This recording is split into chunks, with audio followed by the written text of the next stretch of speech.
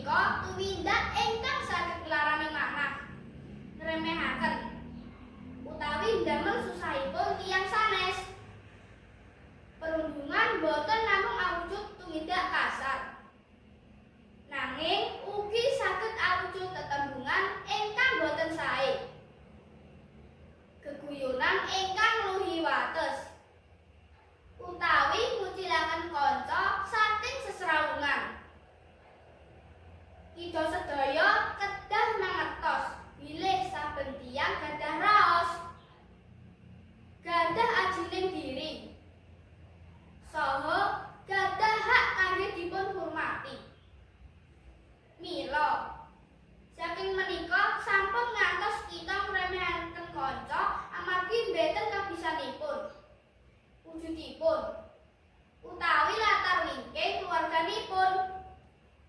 Menawi kita mireng wonten kanca ingkang dipun rundung, sumangga kita boten namung meneng kemawon, kita saged paring panglipur, nyengkuyung, saha ngaturaken dhateng bapak utawi ibu guru supados enggal pikantuk panyuwunan pitulungan.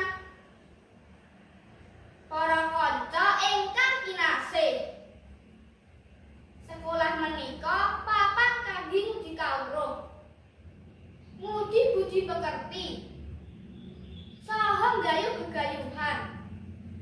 Mila sumangga kita sami njagi supados sekolah kita tansah dados papan ingkang tentrem, nyaman, aman, saha kebak rasa paseduluran.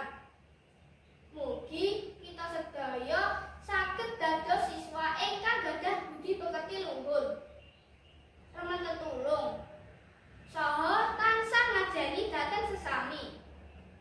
Mekaten sesorah ingkang saged kula aturaken. Menawi wonten kekirangan saha kelepataning tembung, kula nyuwun agenging pangapunten. Saderengipun kula tutup, wonten tembang ingkang saged damel panutan.